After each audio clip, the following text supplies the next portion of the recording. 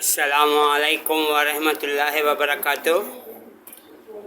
Army chief general Hafiz Syed Asim Munir Ahmed और inter services intelligence chief Nadeem Ahmed Anjum और वफाकी वज़ीर दाखिला मोहसिन नकवी साहब और वज़ीर आला सिंध सैयद मुराद अली शाह और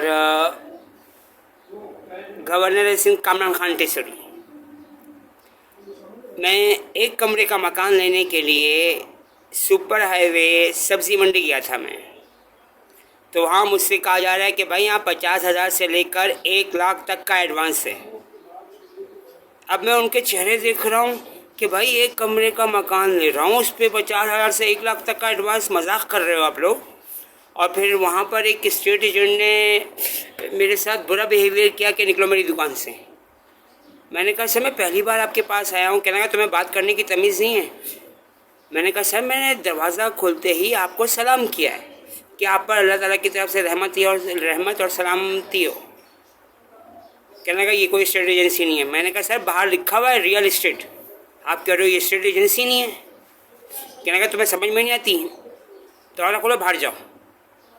अब मैं परेशान, बाद में जहन में ख्याल आया कि वो यहूदी कम्युनिटी के लड़के स्कूल बैग पहने हुए यहाँ मौजूद तो हैं, उन्होंने मेरे बारे में गलत बात कर दी है। और फिर मकान तलाश करता रहा, नहीं मिला। और आते हुए मतलब सब्ज़ी मंडी की तरफ जाते हुए 50 रुपये मैंने 4L वाले को दिए, जो उसने अपनी खुशी से दिया। मुझे कहा 50 रुपये वहाँ का शराब गोट का।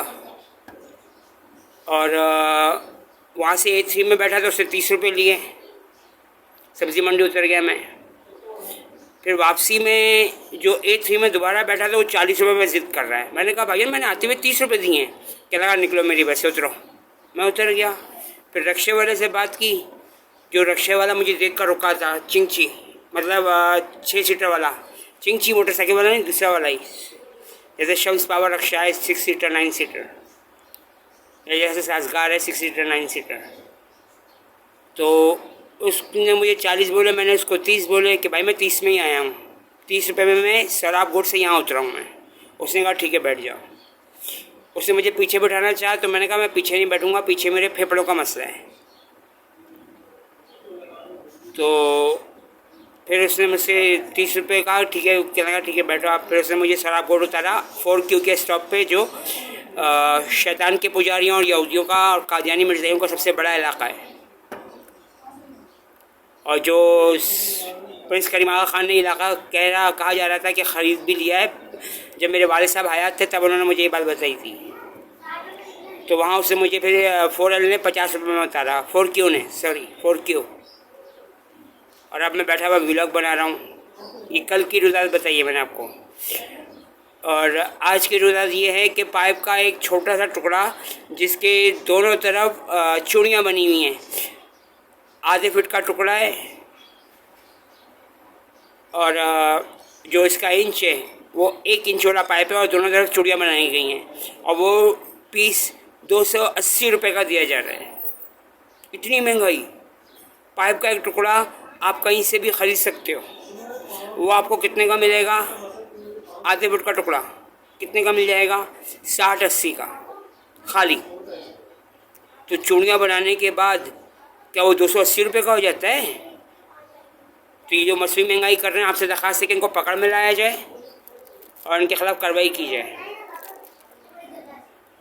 और जो गुलशन मस्जिद के जो इंतज़ामिया में जो लोग शामिल हैं, जो जहांगीर रोड 1 नंबर पे गुलशन मस्जिद है,